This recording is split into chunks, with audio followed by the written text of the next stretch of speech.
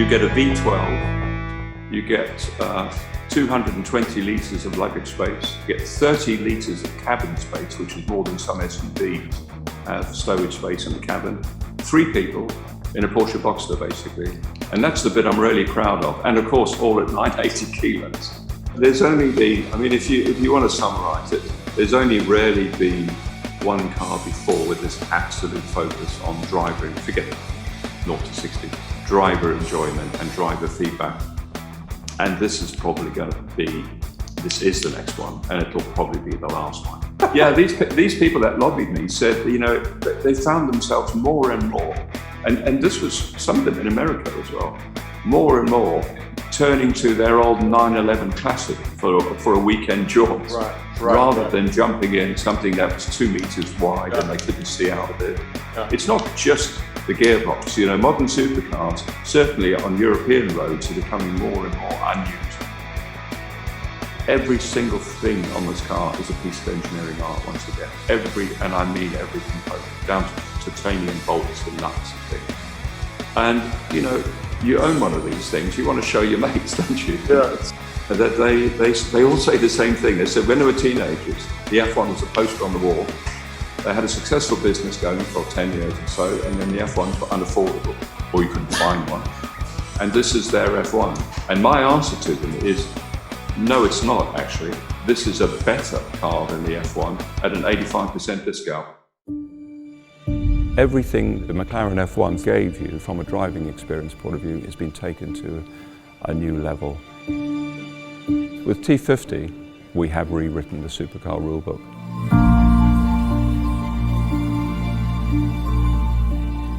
The normally aspirated V12, the highest revving engine ever made, the fastest response time, the highest power density of any engine ever made. The manual gearbox is the lightest supercar gearbox on the planet, and it will have the best gear change. The car at 980 kilos is about half a ton lighter than the average supercar. And the aerodynamics, we steered clear of having very obvious ducts and aerodynamic forms. And actually the fan has been the element that's allowed us to keep the car pure. The interior of the T50 is absolutely even more focused than the F1. The feel of the switches, the haptics, everything is machined from solid. The whole experience of not just sitting in the center, but the way the layout is all around you and driver focused. We've just taken this to a completely new level for high-speed cars. When we designed the T50, we were absolutely focused on driving perfection. Everything we put into the design was to ensure the greatest driving experience. This is the ultimate analog supercar. Hi guys, today I want to talk about the T50 supercar. This thing is actually smaller than a Porsche 911, weighs less than 1,000 kilograms, and has a V12 engine, bespoke, brand new, that revs up to 12,000 RPM, gives you 650 horsepower, and you put that to the rear wheels through a manual H-pattern 6-speed gearbox, and it's got pretty much manual power steering. Well, it's not got power steering, it's got manual steering, which is powered up to a certain point. This is an extraordinary thing. It's described by its maker as probably the last great analog sports car, supercar, call it what you will. And of course, who created this but none other than the legend that gave us the McLaren F1, Professor Gordon Murray, CBE. And guess what? We are going to be talking to him right now to find out more about this incredible machine. Before we do that, make sure that you are subscribing to my channel. That's youtube.com/browncarguy. Make sure that you're following me on all the social media channels. Just search for #browncarguy. You can see it on my hat there. That's on Instagram, Twitter, and Facebook. And of course, subscribe to browncarguy.com. Cool. Let's get into this. This should be incredible. You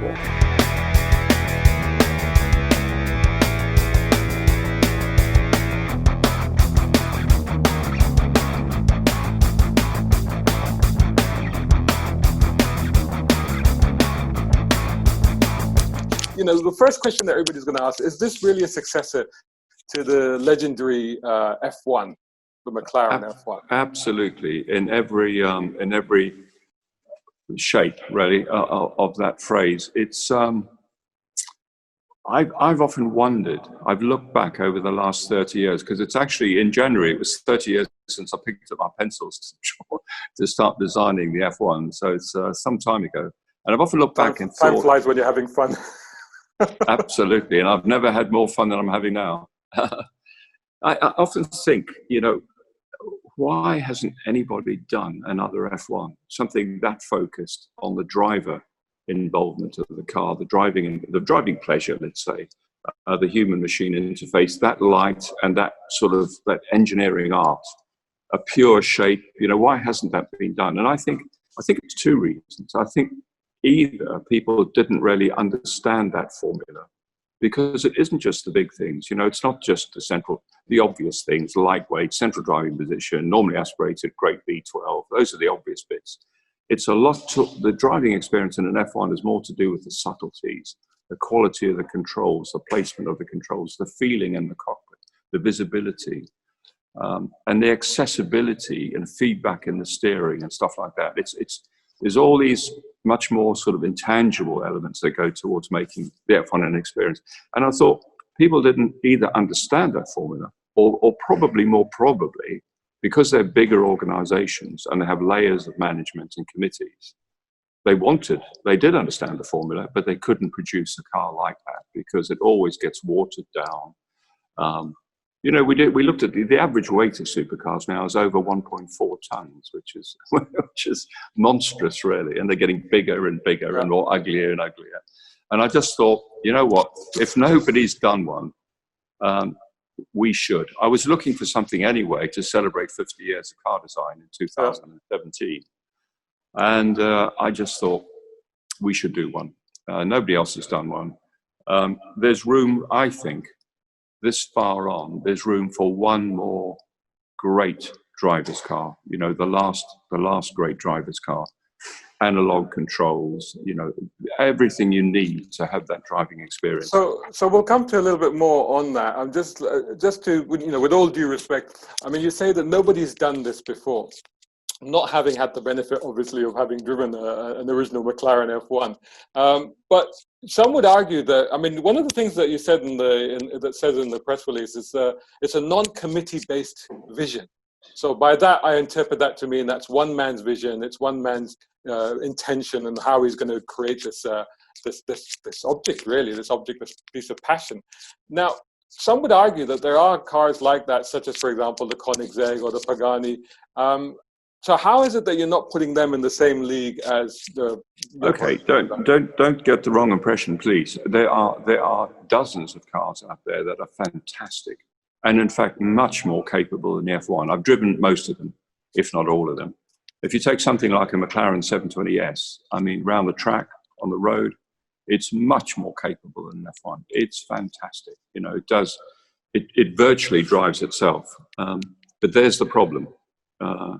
I jump out of those cars, any of them, and I'm talking about the bigger players now, like Ferrari. They're fantastic motor cars. But you jump back in an F1 and the hairs on the back of your neck stand up. The instantaneous response, which none of them have. The noise, the wonderful sound from the engine, the sitting in the middle, everything, the engineering art. They just miss out a little bit on that. And they're much more capable motor cars. And then the smaller players, like Pagani and Koenigsegg, are brilliant because they don't do volume. So they give people the exclusivity. However, they have carryover. The Koenigsegg started with a carryover engine. It's virtually their own now. But it's a turbocharged V8. And the Pagani's a lovely car, great little motor car, very exclusive. But it's a carryover V12, quite a lazy one too. And you just can't get, if you're going to do something that's going to become iconic again, hopefully, you have to have a normally aspirated V12 and it has to be bespoke.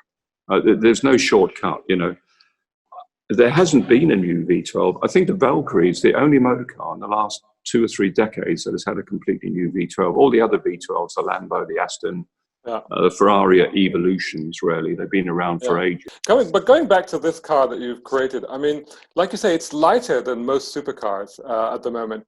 And it's smaller. I mean, I was looking at the dimensions. It's actually smaller than the 911, which I think for a supercar is quite astonishing. How have you done that with three people abreast of it? Well, for me, it's the same footprint as a Porsche Boxster. So, for me, car design is packaging. I mean, I had 20 years in Formula One.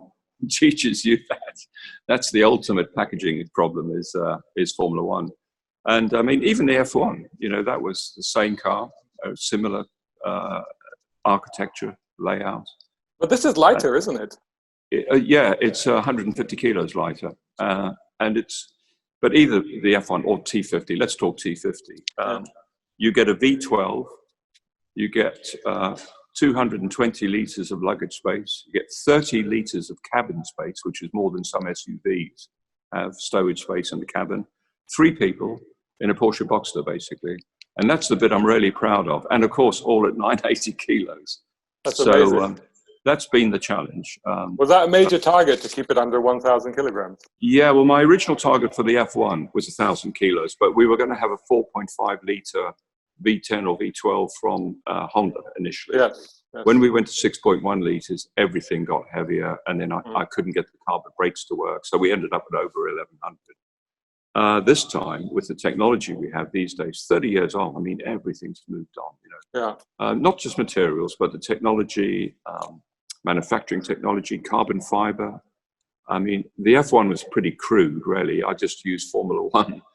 Pre-preg carbon, exactly as we used it in the Formula One cars in those days, to give us the world's first all-carbon car. But this time, I've got a much stronger team of people around me, and we've got some very good composites engineers. We're working with a great company on the South Coast called Formaplex. And we've taken nearly 50 kilos out of the body and the chassis on the F1, and it's twice the torsional stiffness. So that shows you how far things have come in 30 years. You're talking about advances in technology and advanced engineering, but one of the things that you're doing on this car, which is decidedly old school, I think, is a manual gearbox. I mean, most supercar makers are just not even bothering with manual gearbox. I know.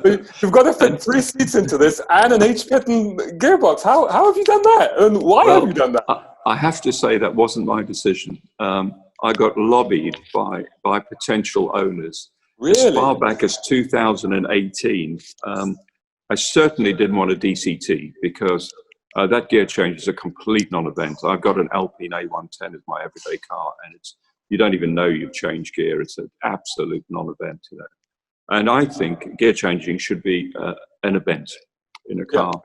You couldn't get away with a manual gearbox if you're making 500 cars, but with 100, absolutely.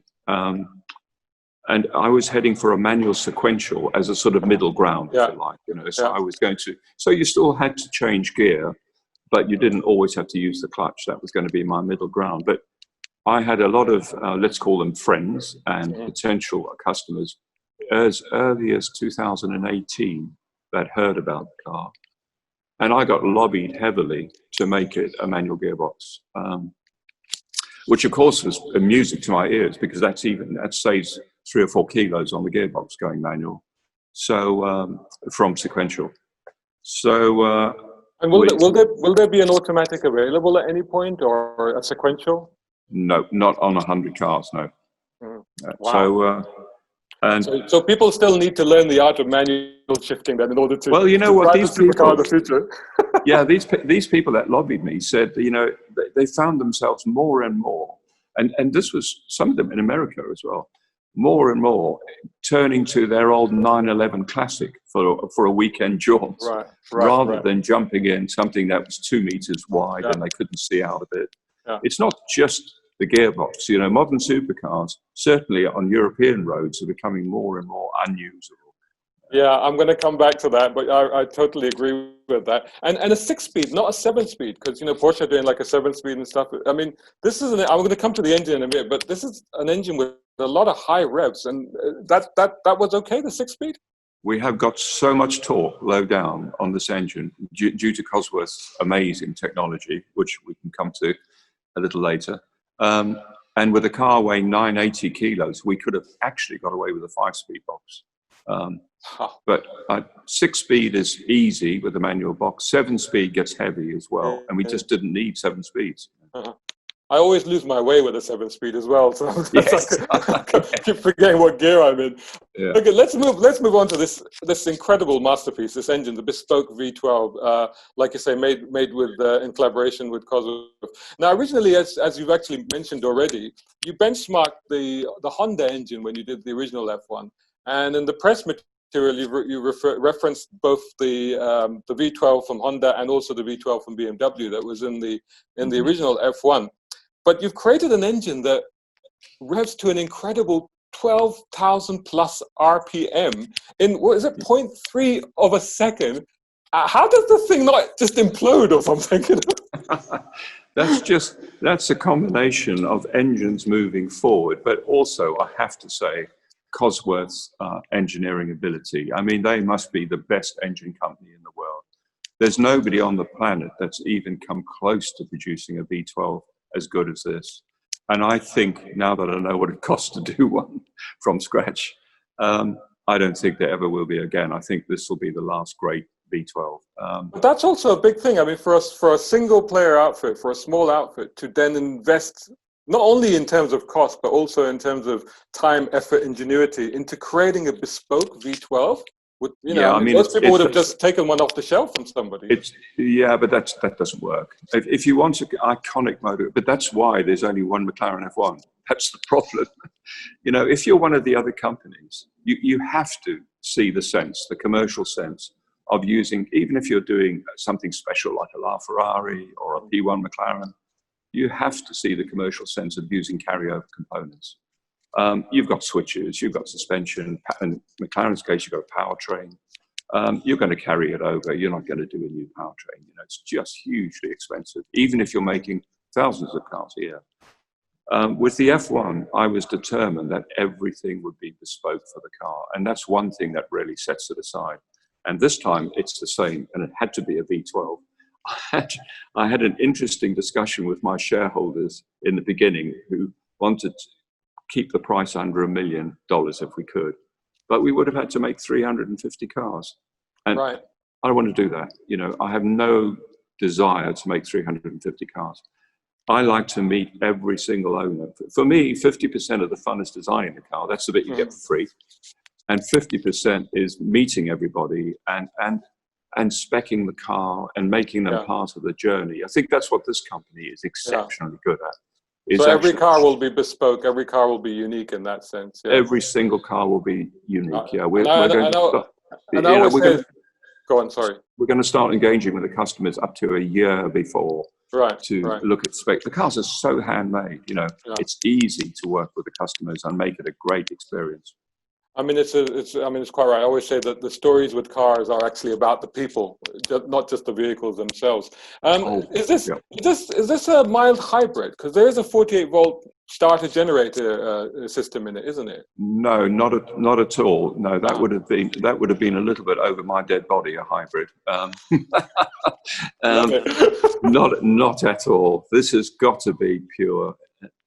What we've done is we've got an ISG, which is an integrated starter generator on the front of the crankshaft. Now that does so many things for us. It saves 18 kilos of weight for a start, which is not insignificant. But it also means the engine is absolutely pure. I love the Ferraris from the mid-60s, the 250, not just the GTO, but all the 250 Ferraris, that little 3-litre V12, beautiful little engine. And that's what I want to create. I want to create a modern version of that. So I don't want belt-driven alternators and starter motors and compressors hanging off the engine, spoiling it. The engine's a work of art. Yeah. And so the integrated starter generator does lots of things. It gives us a starter. And Cosworth need a very high cranking speed for emissions. The engine is very good on emissions because the burn of the combustion is very efficient. It does away with 3 alternators, which we would have had to have. It makes 48 volts to drive the fan motor, which saves about 6 kilos on the fan motor. And much more importantly, it means that the air conditioning works because we've got a 48-volt generator for the aircon, and the aircon never worked in the F1. So. Actually, that's a really good segue, because obviously we're looking at this from the Middle East perspective, and we're talking about it in that environment. And one of the big things, obviously, in the Middle East is cooling, especially when it comes to muscle cars and supercars, not just for AC, but actually to just keep the mechanics of the car cool. We're talking about 50 plus degrees centigrade, ambient temperature in Saudi Arabia and the UAE. So what about the cooling on this car? Will there be testing and development in that market? Oh yeah, we don't do, the one area we're not a small company when it comes to vehicle development. So we have a program, we're building 13 cars, and they have a very rigorous, exactly what OEMs do. We do it in a shorter time scale. We do it in 15 months, or 18 months actually, which is shorter than an OEM, but we do everything they do. So we do hot weather, cold weather, durability, corrosion. We did all that with the F1, and we did all that with the SLR, the Mercedes SLR that we designed. So is this happening now? It's just starting. Yeah, the first Muletto runs in exactly 4 weeks' time, funny enough. And in September, we start assembling the first two prototypes, XP1 and XP2. And then we have a massive program with 13 cars. Of course, some of them have to do crash and safety and stuff like that, and emissions testing. But it's a full program, you know. We don't, that's the one area we are definitely not a small company. We take that very seriously. But even so, this thing is not going to be, you know, festooned with radiators and intercoolers, is it? I mean, like some manufacturers. No, we like to call this a return to beauty. There seems to be at the moment a current sort of almost a competition with OEMs to see how outrageous the next supercar can be, with holes and swoops and ducts. And when you look at the F1, I mean, the F1 cooled really well. You look at the F1, it's very clean and timeless proportions, and it still looks okay. I mean, it doesn't look modern, but it looks okay. Oh no, it looks beautiful. Yeah, absolutely stunning. I've got a model. I should have put the model up here. Actually, I have a model of it. And I've done the same thing again. You know, I've had a great team of people. We've had a fantastic team. The team I've worked with on this program is probably the best team. It is the best team I've ever worked with, and there's some really good people. And we feel we've created another masterpiece. You know, the car is clean. We try to hide the ducts, not hide them, but integrate the ducts so they don't look obvious. They fit into the style and the flow of the car. And I've made sure, once again, the car's got classic proportions. So it's got a long life, which is actually, if you think about it, really important. If you do an iconic motor car like the F1, people tend to keep them for a long time. A lot of customers keep them in the family. And they need to be a bit timeless, you know. I think a lot of these modern cars that have got all these wacky shapes on them will date very quickly. But one of the things I read is that there's actually a gull wing opening just to display the engine. So this is very much a car meet culture sort of car, turning up at events and allowing people, you know, it's allowing people to just Google the engine, right? Yeah, it is. That's for two reasons, actually. There were a few things on the F1 that didn't work, and a few things that were very awkward. One of them was accessing the luggage. It had great luggage space, but it accessed from the side, and it was really awkward to get the suitcases in. And I listed all those things that didn't work on the F1 or didn't work very well, and we solved every problem. So this time, the whole 2/3 from the B pillar back to the end of the car opens individually, each side, gull wing, rather like a Di Tommaso Mangusta from the 60s. Wow. And that's for two reasons. One is to top load the luggage, which is the practical side. But the other one is every single thing on this car is a piece of engineering art, once again. And I mean every component, down to titanium bolts and nuts and things. And, you know, you own one of these things. You want to show your mates, don't you? So the car, the doors and the engine covers, all four closures, open individually on the key. So you can flip the whole side of the car open to show your friends the engine, the gearbox, the rear suspension, the fan ducting, everything's on display.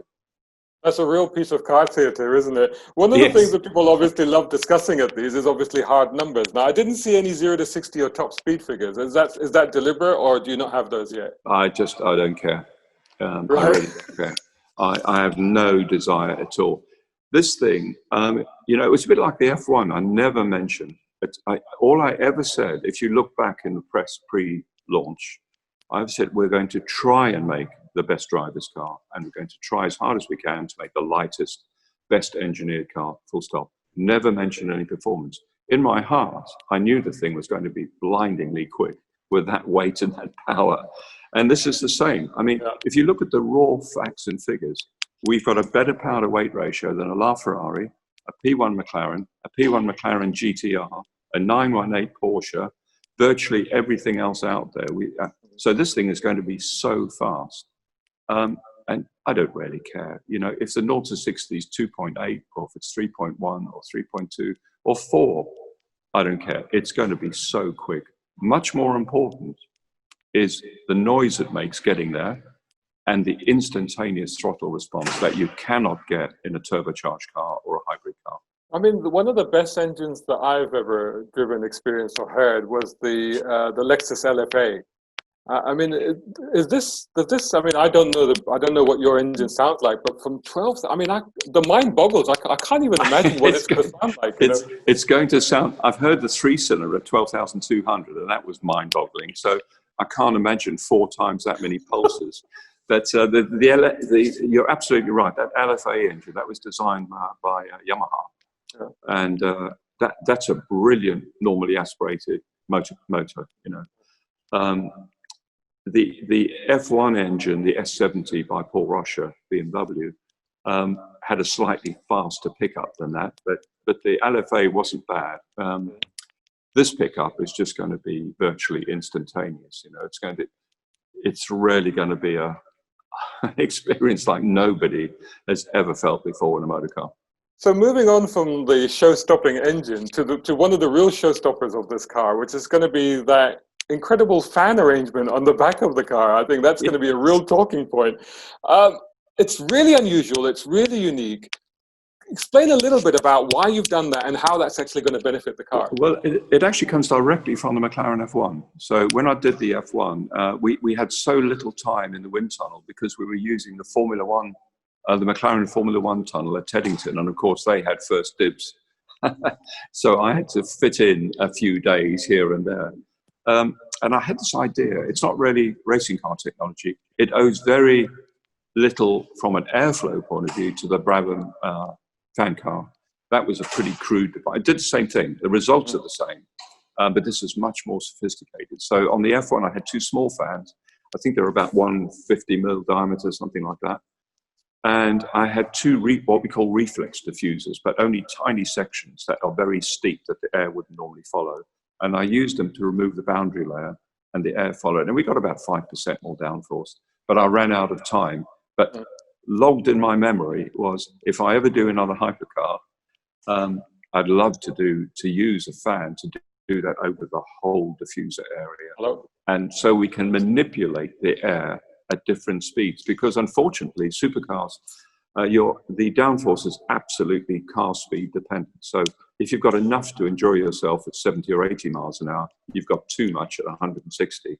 So this is variable. This changes. Absolutely, yeah. It's Oh, we've lost you. We've lost. Hello. Sorry, lost you for a minute there. I'm back. I'm back. Sorry, yeah, I'm back. Yeah, you're talking about how this is variable. Yeah, go on. Yeah, so it's variable. So it interacts and acts with the top surface and the bottom surface of the car. Some of it's automatic from a safety point of view, and some of it is driver controllable. So there's 4 functions that driver can select. And we can manipulate the airflow under the car independently of car speed. And that's the big plus. So when you want more downforce, let's say the road's a bit slippery, or you just want to have a bit of fun, you instantly click on 50% increase in downforce just on a rotary knob. If you want to shed downforce on a long straight road where the car's getting uncomfortable because you've used up all your suspension travel with the downforce going up as a square of the car speed, you can shed downforce. And then under braking, you get an automatic 100% increase in downforce. The fan spools up, the spoilers interact, and the diffuser underneath opens up. So it's quite a sophisticated system. unlike the Brabham fan car, which was a blunt instrument, really. It was a vacuum cleaner. But the Brabham fan car was driven by an F1 driver. These cars are going to be driven by ordinary people. And one of the things that, that I find, I mean, I had the experience of driving this thing years ago. And one of the things that really flummoxed me was I couldn't make that leap between understanding mechanical grip and aerodynamic grip. To me, it's like it's a whole different level. And it's almost like I don't have that ability or that talent. Is it? No. Is that going to be a prerequisite? No, not at all. We're not talking about the numbers of downforce. We're not doing an Aston Martin Valkyrie. You need to be a racing driver because that makes tons of downforce. This makes normal amounts of downforce, the same as a Ferrari or a McLaren. Normal downforce, just enough to help you and have more grip. The difference is we can manipulate that downforce with more or less at speeds independent to the car speed. And that's the big difference. It's a sophistication rather than a sort of just hear the numbers sort of thing. It doesn't make tons of downforce. Mm-hmm. So this car, I mean, you talked earlier, right at the beginning actually of this conversation about how, and I completely agree with you, having had the benefit of sampling numerous supercars. Unless you're going really, really quickly, you don't really feel the benefit or even the ability of that car. And that means way in excess of what you should be doing on the road, for example. So how is this car going to be different? Is this a car that you can enjoy at much slower speeds? Is it a car that, like we just touched upon it now, that normal drivers like me could actually get in and go, wow, that was a really good drive. And I wasn't trying to kill myself whilst doing it. You've actually hit the nail on the head. That's what the car's all about, because just getting back into the center of a motor car, the central driving position, and to have something that feels light and nimble, even at 50 or 60 miles an hour with the steering feedback. Don't forget this has got, once you get beyond parking speeds, this has got manual steering. So the whole feel of the control layout and the tactility and the haptics and the switches, everything, just like the F1, goes to I was happy enough in my F1 to drive, around the country roads at 50, 60 miles an hour. It's just such a fantastic experience. The noise of the engine, the throttle response, you don't have to be driving like crazy to enjoy it. And that's the whole point. Yes, it will be quick. When you want it to be, it will be blindingly quick. But this sort of motor car, which is unturboed and very light, and also it's the footprint as well. There's some cars that are quite, certainly in Europe anyway, are quite sort of overwhelming when you're trying to drive a 2-meter wide car. Yeah. This car, if you include the mirrors, we're half a meter narrower than an Ferrari. So driving around country lanes in Europe, for example, is something you can actually do, which a lot of the big cars now you can't really. No, you can't get them through the width restrictions in London either. That's the other problem. Yes. So that would be another benefit. So this will be a very visceral car, it'll be a very real car. It's non-power assisted steering, I think, is it? Yeah, well, it's a little bit different because designers, unfortunately, we're all the same. If you know you've got power assistance, you normally corrupt the geometry. There's about 5 elements in the front suspension geometry which interact to give you feedback and feeling, basically. And if you know you've got power steering and it's going to overpower all those anyway, you cheat on the geometry because it's easier to package wishbones and brake discs and stuff. I don't subscribe to that.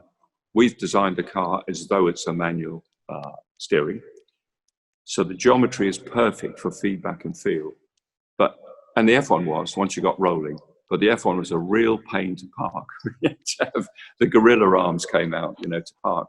So we've got a patented system where we clutch in a small amount of electric system under a speed, and we'll determine that speed when we run the first XP cars. My gut feel is it'll be 10 miles an hour or less.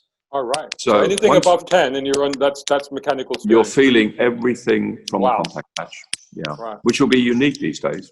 But actually, being a small and light car, I shouldn't think it should be too difficult. No. I mean, the F1, honestly, the F1 over 10 miles an hour is fine. And this is 150 kilos lighter. Yeah. And also, we've got smallest tires because we haven't got the weight. We don't need massive tires on the thing.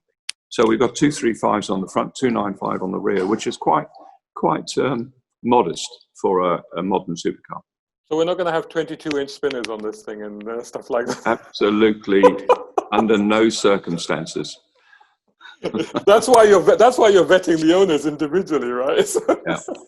So actually, but then that brings us on to, so there's 100 cars that are going to be made. They're £2 million each. Is that correct? 2.36 to be exact. 2.36. Okay. Yeah. And do you know what proportion of these will go to the Middle East, for example? I think, when we started this program, the directors and the shareholders sat around and they said, do you think we'll pre-sell any before the launch, which is, of course, coming up? And I said, yeah, I think so, because I've got some mates who either have F1s or wanted an F1 but missed one, or sometimes had an F1 and sold it too soon. Yeah. And they missed that experience, and I think probably, 10 or 12 cars maybe. So we thought, well, that's okay. We're pretty well funded. That's fine. But if you'd said to me we were going to sell more than 2/3 of the cars before the launch, right, paid up deposits, I would have never believed you. I think it's the owner profile that is really showing. It's people that want the car for the right reasons. I'm sure there'll be a few speculators in there. We're only making 100 cars, but I would say 90% of the owners so far have bought the car for driving and using. And that's really, really satisfying. The bit that really floors me is that we have a huge percentage of owners under 45. And it's logical now that I've spoken to them all, that they all say the same thing. They said when they were teenagers, the F1 was a poster on the wall. They had a successful business going for 10 years or so, and then the F1s were unaffordable, or you couldn't find one. And this is their F1. And my answer to them is, no, it's not, actually. This is a better car than the F1 at an 85% discount, if you think about it. Oh, yeah, absolutely. I think, excuse me, one of the things that happened, obviously, with the McLaren F1, excuse me, my voice is going a little bit, is that it disappears into collections, even in the Middle East. Now, I remember sitting on Jumeirah Beach Road and seeing 6 Bugatti Veyrons go by in 1 minute. So it's quite amusing. The Bugatti Veyrons you see quite a lot of. They're out on the roads. They're being used to drive to Dubai Mall or wherever. The Lexus LFA, for example, I think there were 10 or 11 of those sold in the UAE. I never saw them. They went into majlises and they never came out. So with this car, again, you've touched on it a little bit there, but you want people to really use this car. You don't want it necessarily to disappear into collections. Yes. I think once people drop into that central driving position and have that engine behind them, they'll find it very difficult to drive anything else after that. I think, it sounds a bit silly, but it's probably the one supercar. I know people have great collections. I have a little collection myself, but it's the one. If you only had to have one supercar, this would be it, because it makes a great GT, with the visibility, the footprint, the luggage space, and the engine has so much torque low down. It's Cosworth. They laughed at me because I grew up in an era in the 60s where you either had power or torque. You couldn't have both. So if you had a high revving engine, you had nothing below about 6,000. And I said, I want 2 driving modes, because not everybody is going to want to rev to 12 going to the shops or dropping the kids at school. So it's not easy. I mean, if you drive an S2000, you don't always hit the limiter. The number of people that go out in a Honda VTEC and come back and haven't understood it because they haven't really revved the car, because it's not a natural thing, is it really? Yeah, so I said I want 2 modes. I want one mode for shopping, if you like, that runs out at Ferrari revs, sort of 9.95, and shuffles all the torque down the bottom. And then the other mode is jump in. This is what 12 grand sounds like. Mm-hmm. And they said, you won't need that. And I said, but I want it. So I got what I wanted. And now that I've seen, I'm hugely embarrassed as an engineer, now that I've seen the final torque curve, because even in high revving mode, the engine makes 71% of maximum torque at 2,500 revs. Wow. So I'm hugely embarrassed because this thing will pull like a train, So why are we going out into the higher revs? Is that just for the pure euphoria of it? No, it's 2 things. It's to make the power. I said to them in the beginning, wouldn't it be great if we could make more horsepower than the F1 with a 4-litre motor? And that you need revs. But it's also for the sound. The F1 always disappointed me. Just when the engine started sounding fantastic, 7,800 edging up to 8,000, you had to change gear. And it was always a massive disappointment for me. It just sounded like it was getting on song. And that's why, we did the LM rev to just over 8, and that was slightly better. But I always thought, wow, if that had gone on to 10 or 11, that would have been the ultimate engine ever. And now we've got one. Do you think you'll have to train the owners a little bit on how to? No, they'll be able to adapt to this straight away. No, I think they will. When you've owned a car for a week, it'll be second nature. Yeah, I mean, the highest revving road car engine on the planet before this was another car I designed, which was a light car company, Rocket, with a Yamaha FZR, and that revs to 11.5. And after a week, you're revving it up there all the time, or on a track day, it just stays up there. So you get used to it very quickly. I'm absolutely loving the sound of this because it's all the things that appeal to me. I don't know if it's a generational thing, but having the high revving, listen to the engine, manual gearbox, I'm absolutely loving this. There's only been, I mean, if you want to summarize it, there's only rarely been one car before with this absolute focus on driver, and forget 0 to 60, driver enjoyment and driver feedback. And this is probably going to be, this is the next one, and it'll probably be the last one, to be honest. Well, be the last one. We inevitably are heading towards hybridization and electric vehicles. So, this could end up by being the pinnacle of internal combustion supercars, really. Are there traction and stability systems on this? Yeah, these days you have to have ESP and ABS to sell a car, so that's fine. I think ABS is a good addition anyway, with a car so light. And we have got ESP and traction control, but they're 100% switchable. So if you want to have a bit of fun, we don't develop, even when we did the SLR, we always develop the car, unlike a lot of manufacturers now, where they rely on those systems to make the car stable. Yes. And rear wheel steering and all this nonsense. What we do is we develop the car so it handles beautifully, and then we add ESP and traction control. So when you switch it off, you've still got a nice, pure, balanced, driving experience. So we had to have those things on this car. And off means off on them. Absolutely. Yeah, they just switch off. So just coming up to the end of this, I mean, just the timeline for this, particularly in the Middle East context. Yeah, well, we're getting into the exciting bit. We're exactly. I'm sitting in the manufacturing building and the customer experience center here, and we're exactly 18 months away from production. So we see the first mule car, which is called George, by the way, running the engine and gearbox in 4 weeks' time. And then we start assembling XP1 and XP2. Both those are engine development cars, and we assembled in September, they run in October. And then a whole string of prototypes follows that. So we're just entering a really exciting time. And we've been happily and luckily through this strange time with the pandemic. We've managed to stay pretty much on track. Cosworth lost 5 weeks. Right. But we've worked with them. We're building extra prototypes for them. And we've got a mitigation plan to pull that 5 weeks back. So X-Track are ahead of the game. Formaplex, who are making the chassis and the body, are bang on target. So having all our major suppliers in the UK has been a real a bonus through this strange time, really, because they've all managed to stay. They've moved heaven and earth to stay on time, and we're very grateful. So we're likely to see this in 2022. Is there going to be a Middle East office? Is there going to be a Yes, we've got a service. We're going to have a service depot, service agent in the Middle East. We've got one already in California, obviously one here in the UK, one in the Middle East, and one in Tokyo.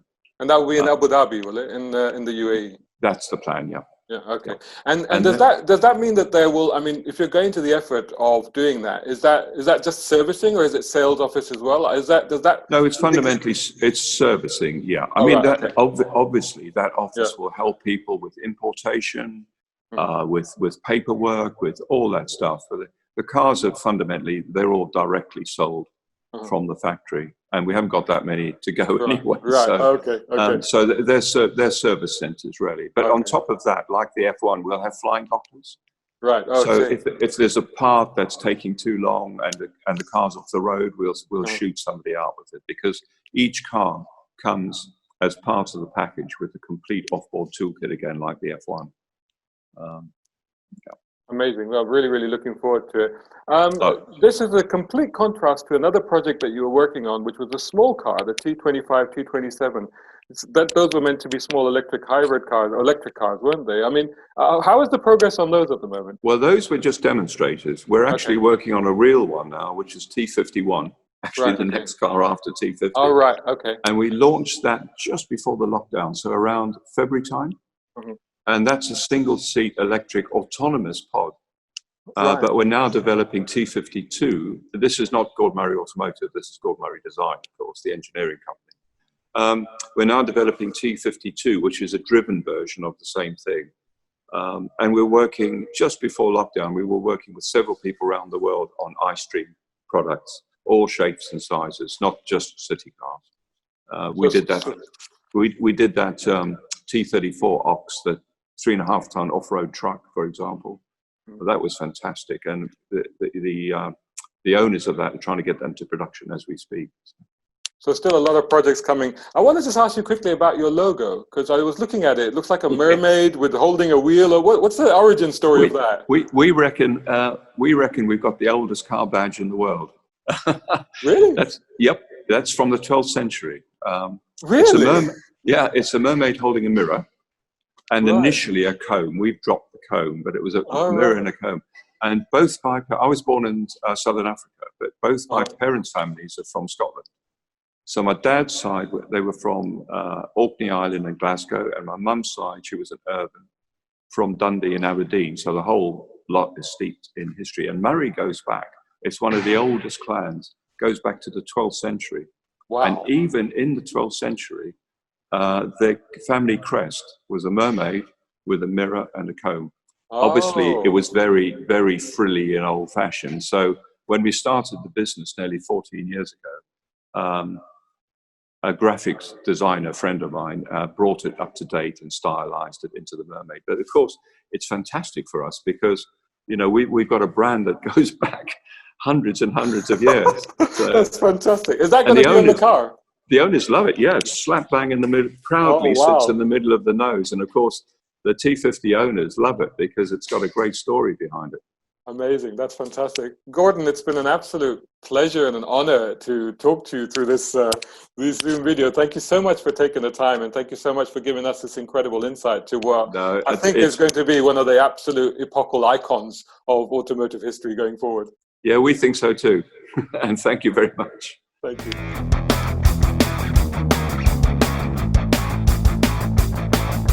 Oh my God, absolute chills. I have been in the presence of greatness. Okay, virtual presence, but you know what I mean. The guy is an absolute legend, and his name sits on legendary cars, of course, including that incredible McLaren F1, and now this new T50, which you heard in his own words will probably be the last great visceral supercar that we're ever gonna get. Gosh, this is so exciting. That was an incredible conversation.